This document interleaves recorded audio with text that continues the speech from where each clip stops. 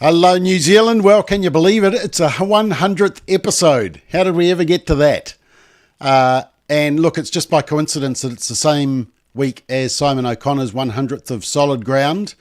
He actually started earlier than I did, but it's just that he does Tuesday, Thursday, and I do Monday, Wednesday, Friday. So I've sort of caught up. And look, thanks to all your feedback, I'm going to have a discussion with him. I think actually he should do Monday, Tuesday, Wednesday, Thursday, and I should just do Friday. Anyway, it's our 100th episode. Nice to be here. And, well, lots to cover. Let's get straight into it.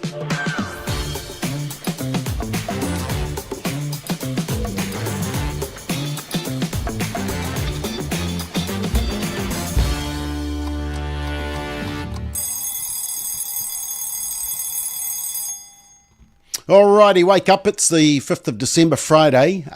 So what's that? 20 days to Christmas. Less than 3 weeks. Ooh, very exciting. And yeah, as I said, 100th episode. So sort of a yardstick. Going to have to do the next 100 maybe a little bit quicker. But anyway, it's good to have you on board. Lots of comments coming through. Thank you, Nigel, for that. Congratulations. Right, let's check out some of the stories. Did you notice the food in schools story went very quiet? The media couldn't talk about it enough on Monday, Tuesday, and then suddenly on Wednesday, it vanished, literally vanished. And that's because there were a whole lot of inconsistencies around the story, which the media never actually bothered to check. For example, the school said that they don't have any facilities for the heating of food, so that can't have been food that was delivered last week and they had stored and accidentally put it out for kids with furries on. Not that I've ever served kids with food with furries to my kids. Lie. But then when you look on their website, it actually says that they have a state-of-the-art commercial kitchen. So there was a bit of a porky there.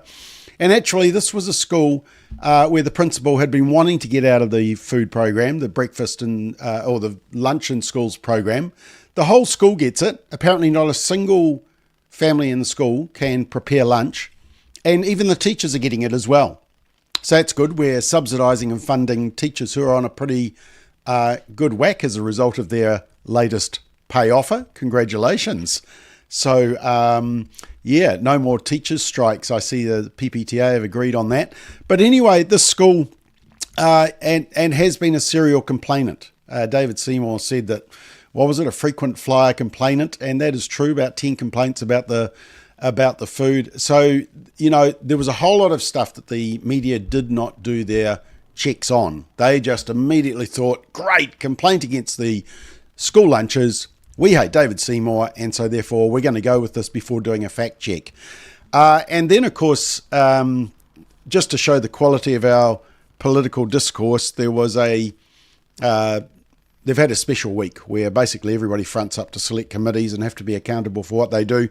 And I just want to show you a short clip where basically Labor go on this hysterical case. I mean, you got to remember it's 250,000 lunches going into schools every day.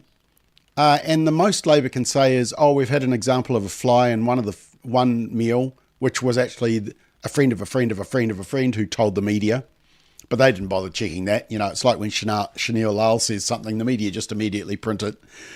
So there was that one. And then there was a kid that accidentally burnt themselves, but that could have been the preparation done by the school, not the school lunches problem. And then there is this most recent one, and it's suggested that actually the school accidentally put out food that had been stored or put aside from last week. And anyway, so this happened in the select committee yesterday. David Seymour was giving as good as he got. He was accused of being a bully simply for pushing back on the narrative that this principal was putting up. Anyway, here's the exchange. At what point, after a child has been burnt, another has bitten into plastic, bugs have been served up in lunches, will you concede that this program has been a flop? About the same time as you get an Oscar for that performance. Supplementary. Yeah. Instead of bullying those who speak up about the school lunches, why won't you allow anybody who is not happy with the school lunches provided by the School Lunch Collective to leave the contract? Well, it's very simple. We deliver free meals paid for by the taxpayer, that is a very good deal. And as for your accusations of bullying, I mean, this is supposed to be an exercise in evaluating value for taxpayer money. If you're looking for another career as an actor, then I don't like your chances. Do you think it's appropriate? Jerk. Your behaviour has been appropriate? I absolutely do. Pull this back in? Oh, well, there we are. There's the excellent behaviour of our politicians. Yeah, it's pretty embarrassing to watch, isn't it? Actually, now, if I'm just going to see if I can do this, see if this works. There it is. Oh, that's not the one. Hang on. Here we go. Rosie says, there wasn't any lunches in schools when I was a student. My mum made my lunch. Yeah, I think most people did. Actually, you guys aren't very charitable this morning. Philippa says, get rid of school lunches. Yeah, okay. Oh, well, no charity from you lot. I think it's not too hard, isn't it? I was talking to Peter Williams about this last night. He was a guest panellist on Political Playback. He said he still has his own lunch, and it's 2 slices of bread and honey. That's his lunch. Honey, and a ginger nut biscuit and an apple, I think. Yeah, that's what we all used to have. But now, of course, it's these fully cooked meals, although that one looks actually pretty bad, doesn't it? The funny thing was that I did go onto the school's website, and I noticed that while they're complaining about the school lunches, nobody's doing a spell check on their website, which is kind of funny. What's an identity? Your identity are vloed. So anyway, maybe just a spell check. It's just a minor point, but maybe spelling. Reading, writing, arithmetic, I think, is what most parents want schools to focus on and provide. I thought this was an interesting story. So Leo Molloy, he breached name suppression during the Grace Millane tragic case.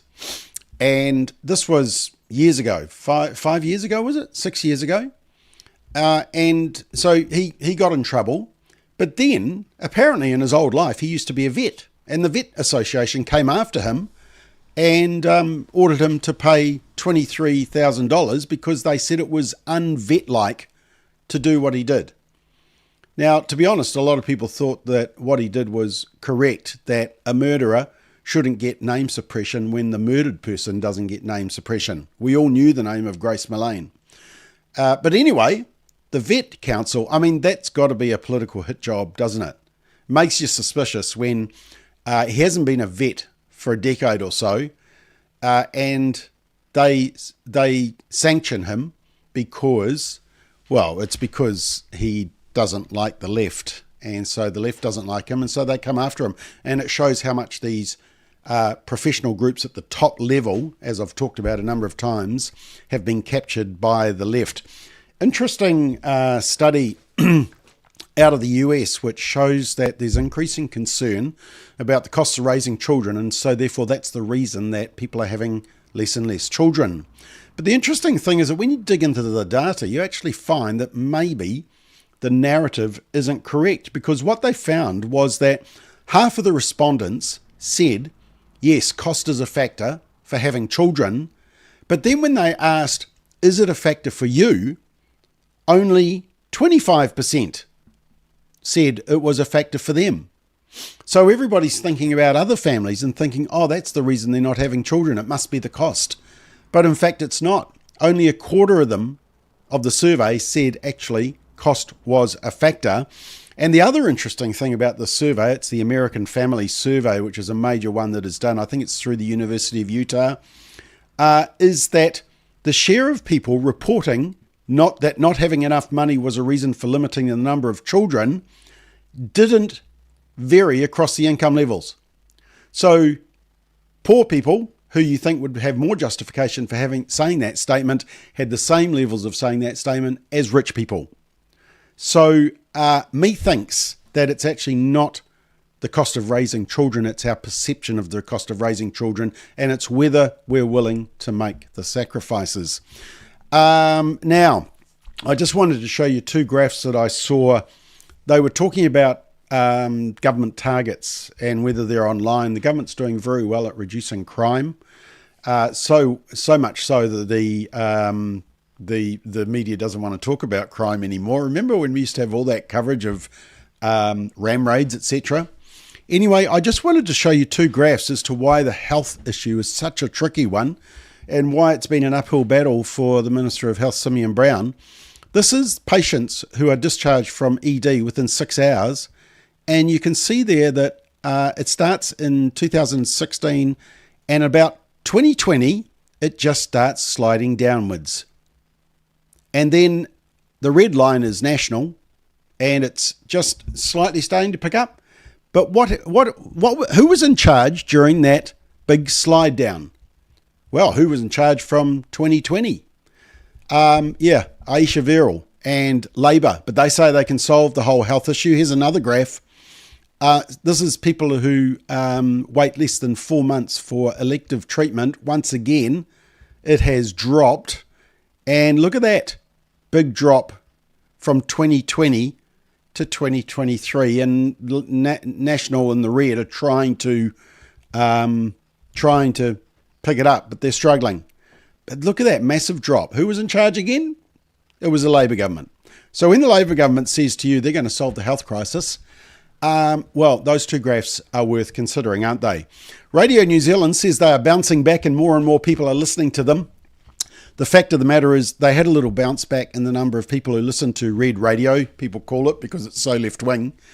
But I just wanted to show you this and see what you think. So the red is listeners to Radio New Zealand. Quite applicable that it's in red, isn't it? And it starts in 2020 when they had lots of listeners because we were all stuck at home. We had nothing else to do but listen to the radio. And you can see there, I've drawn an orange line just to show where Radio New Zealand are currently at now. You can see they've had a little bounce back in the last 3 quarters. So, you know, there's 4 quarters in a year. But you will see if you watch that red line, it is just gradually dropping, isn't it? But then I looked at the blue, which is News Talk ZB, and I've drawn a line from their peak, which was 2021 when Auckland was in lockdown, I think. So we were all stuck listening to the radio. We had no choice. And they too are in this decline. So I actually think that news radio should be concerned at their declining audience. And that's because the trust element is gone. And because the trust element is gone, we're not listening as much and we're going looking for alternatives. That's not necessarily a bad thing. It's probably the reason that you're here right now on our 100th episode. Speaking of that, Radio New Zealand had this article about Christmas trees and how much they are costing us. Nasty Christmas trees, and they're costing lots of money.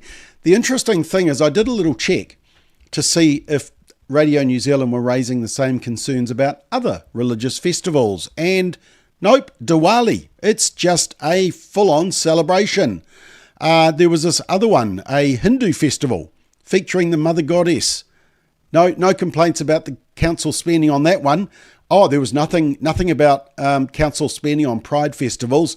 And of course, it was pure celebration for rainbow crossings and the new cultural religion of sexual identity.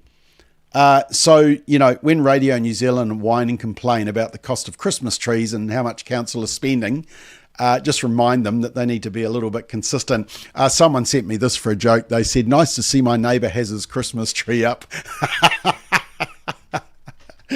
Yeah, if you're not sure about that, that's a marijuana grow inside someone's house. Anyway, this is a political poll that you probably didn't hear about, and I'm fascinated as to why. Well, I know why.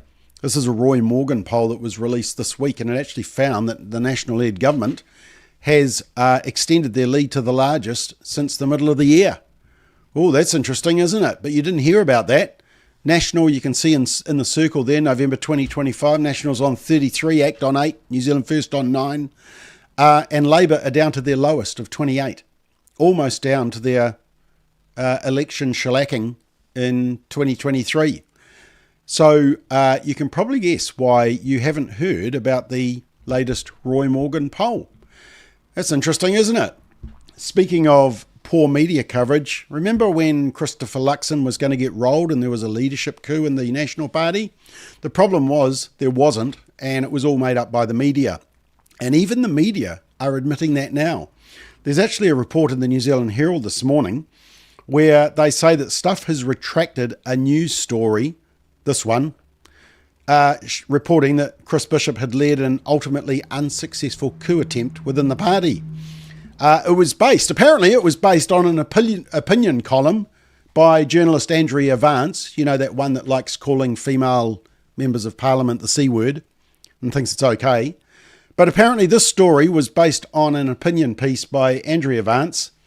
And Vance's column, they try to argue, followed similar other commentary from other political journalists who were also making stuff up. And this says her piece and other columns were more nuanced and provided context. Well, there was no context because it wasn't happening. The Stuff News story, on the other hand, was like a sledgehammer. Chris Bishop and failed national leadership coup, even breaking Chris Bishop's bid to roll Christopher Luxon as national leader, foiled by PM report claims. Whenever you see the word claims, that's always a red flag. Basically, a report was made off an opinion piece by Andrea Vance. This is just a reminder to use discernment when reading anything in the mainstream media. There's an agenda behind it, and you've got to weed out some of that stuff. Just a couple of stories.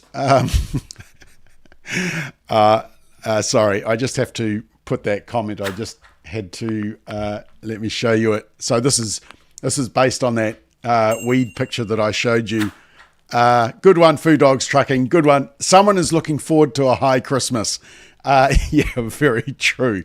All right. This is an interesting story from the UK. The UK Women's Institute and Girl Guides has banned transgender women, in other words, dudes pretending to be girls, from becoming members. And of course, it's after the Supreme Court decision in the UK in April that said that actually only women can be women and only women can get pregnant and only women can give birth. Oh, that darn biology. Actually, I will come back to that in just a sec. Interesting, in Japan, a Tokyo court has ruled that Japan's ban on homosexual marriage is constitutional. There has been some recent court rulings that have been a bit woke and liberal, but the judge said maintaining traditional marriage helps the raising of children. Also noting that it is reasonable to interpret the law's reference to husband and wife as a man and a woman. There we are. There's a bit of logic coming out of Japan. Well done, Japan. Now I need to show you this little clip. So this is from Australia.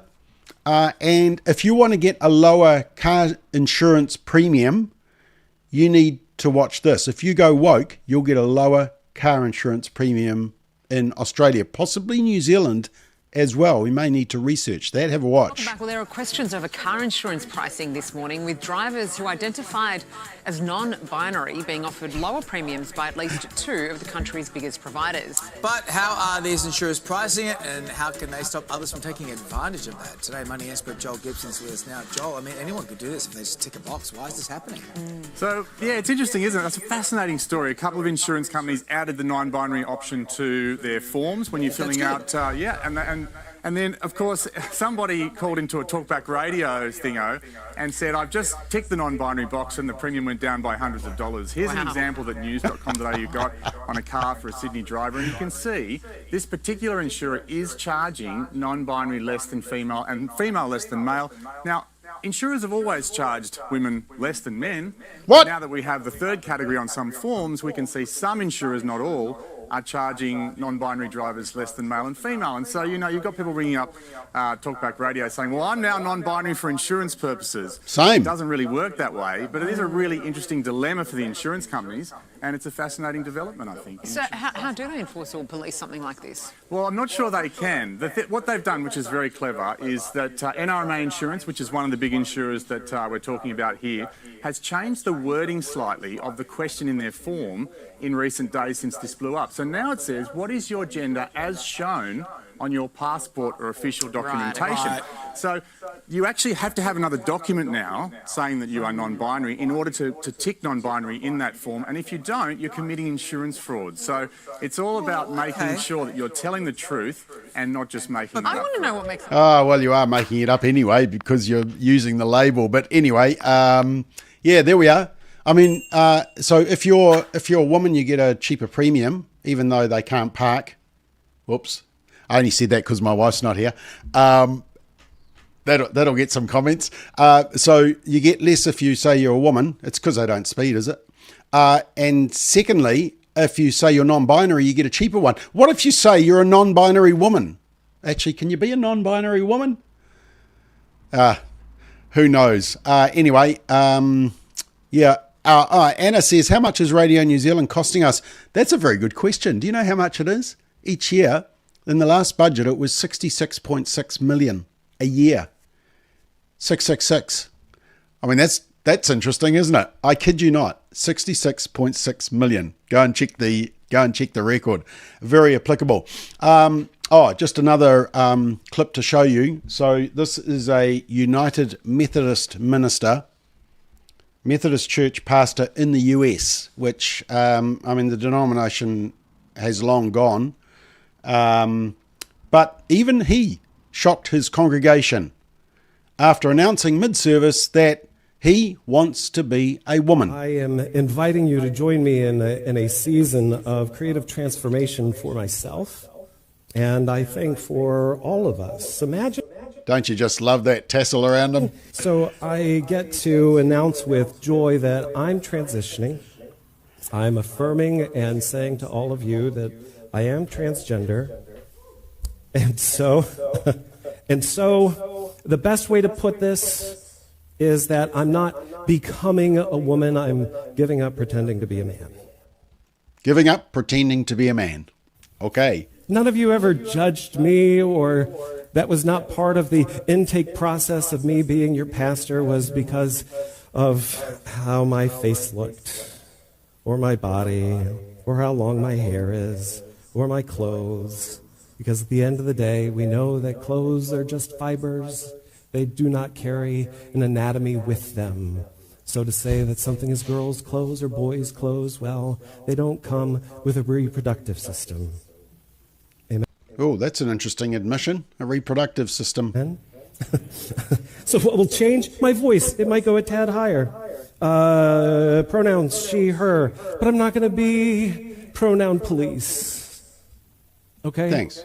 Because I don't think that anybody will misgender or mispronoun out of malice. This is a process. It's a transition. What will change is my full name. I'm taking on for me Fiona's middle name so that we have that in common. What may change is that we might become known within the community as an even safer space for people who have felt marginalized. A safer place for not telling the biological truth. In an apostate church like that, with that type of leadership, a denomination would say, okay, go and sell your stuff elsewhere. But no, that's unfortunately how far some denominations have got. Interestingly, atheists can figure it out. Richard Dawkins has decried gender surgery for kids, surgically mutilating children. He said in response to a post by J.K. Rowling recently, be nice. Yes, let's be nice. What is not nice is hormonally or surgically mutilating children, cheating your way to stealing women's athletic medals, lying your way into women's spaces, debauching language, etc. So there we are. A atheist, a biologist atheist can figure it out, but a United Methodist. What church is he at? He is. Well, he thinks she, but it's he. He is senior minister at the United Methodist Church of North Chile, a small denomination in Rochester, New York. Ha! Bet you never saw that one coming. New York.